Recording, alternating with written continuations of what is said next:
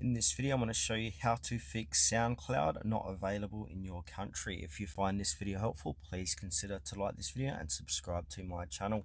In saying that, let's just jump straight into the video. Alright, the first thing what we can do is make sure SoundCloud is updated to the latest version. So search for SoundCloud in your app or Play Store, and then if it says update, go ahead and update it and then try opening it then.